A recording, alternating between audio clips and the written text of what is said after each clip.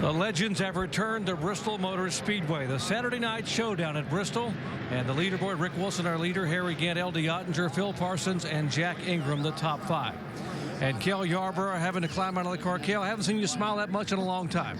Well, I was having a good time. These boys had a new car here, and they had some engine problems back in the week when they were testing it, but we had more engine problems today. Never did run right, but I was having a good time. Cale Yarborough, a 9-time winner out of it as we go back to green. Guys?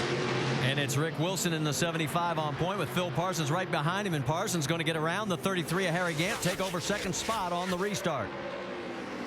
And the boys just did their first double file restart, I think, in history, too. Sure did. Only took some of them age 75 to get to experience that moment. Yeah, it shows Rick Wilson was paying attention in our nationwide race. He chose that outside to restart in. We saw him during the race standing up outside the racetrack. David Pearson and Rick Wilson and all the drivers really watching this race. The nationwide race had just finished. They learned a lot from that. That's David Pearson in the 17, and he gets into the position now, moves ahead of Dave Marcus, and move him into the 8th spot. And something wrong now with Harry Gant's car. Yeah, it looks like Harry's having some problems. Look like you can hear it cutting out right there. Boy, a tough break for Harry. He was the quickest in the abbreviated practice session that the guys had. And you can see he has now been passed by the 6 car of Tommy Houston, so that would put him back in about 11th position. You saw him reach up and try to switch the ignition switches to get the thing fired back up, so he's definitely got ignition problem with that 33 car. He can still mess with it and try to get it going before it gets lapped here by Rick Wilson, who's running him down hard right now. Wilson at age 57 in front of the youngest in the field, the 52-year-old Phil Parsons. A little bit further back, as you can see, that's Charlie Glotzbach in the number 3. And Charlie, the only guy in this field that neither one of you had ever raced against. Yeah. I never have. Have you? No, sure didn't. No, he was a little bit before our time, I guess, but great competitor. I remember watching him race. There's his second place runs at Daytona back in 69 and 72.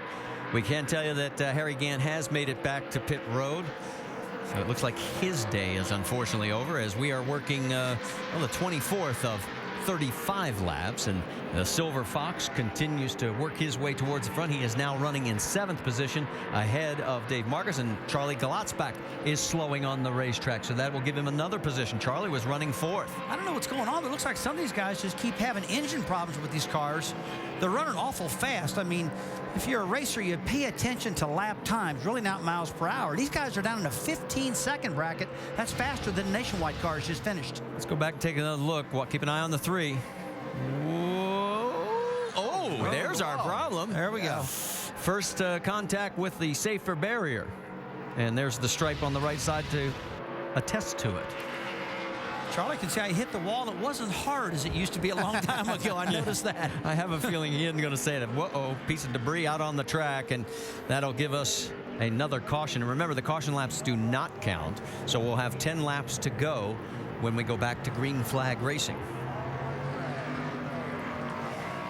So it is still Rick Wilson in front of Phil Parsons, L.D. Ottinger in 3rd, now Jack Ingram 4th, and Larry Pearson rounding out your top 5 as the day is over for Charlie Glotzbach and Harry Gant. Stay with us.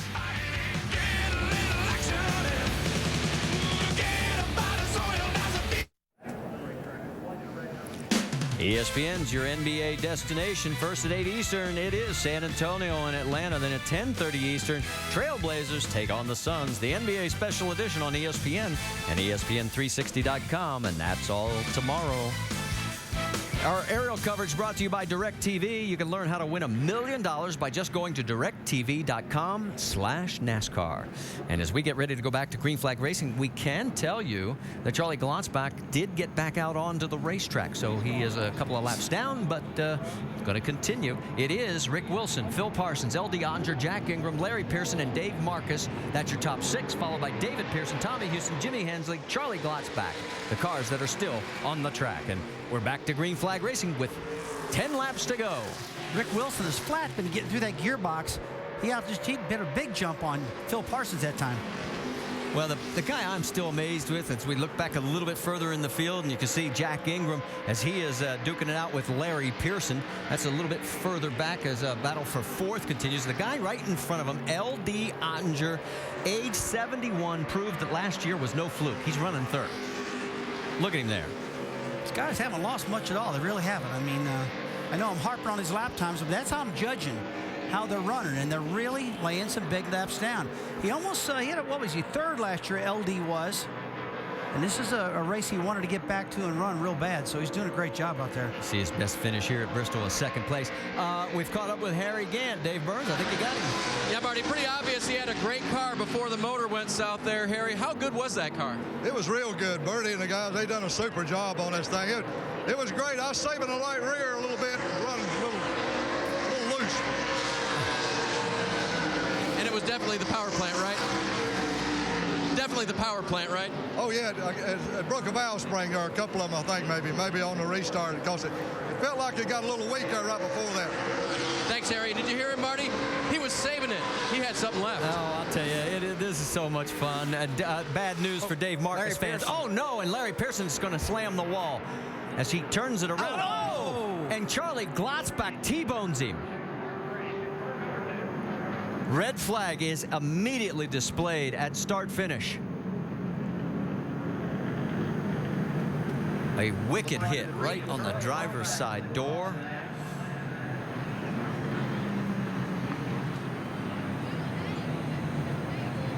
And we will wait and hope for the best here, because that is the worst possible spot to get hit in one of these cars. A wicked crash over here on turn 2, coming on the back. And they need the ambulance. You can see these guys waving. All right, folks, all the fun is just the balloon has burst a little bit for all of us. Think positive thoughts. Don't want any injuries in this deal. Well, it was lap 31. We will revert back to the previous lap. That was lap 31. We would have 4 laps to go. So we have a red flag situation right now. So Larry, the 56-year-old from Spartanburg, South Carolina, will get an update from medical officials as soon as possible. For right now, we'll just step aside and, as I said, think good thoughts.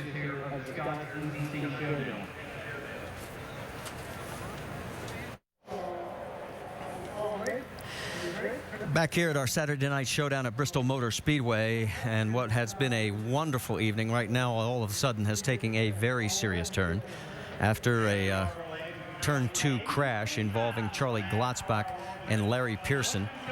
Medical workers are still working on the 21 car that Larry was driving, and we have no word yet from officials as far as his condition, so we will not speculate. What we will do is take one more break and come back here to Bristol. Be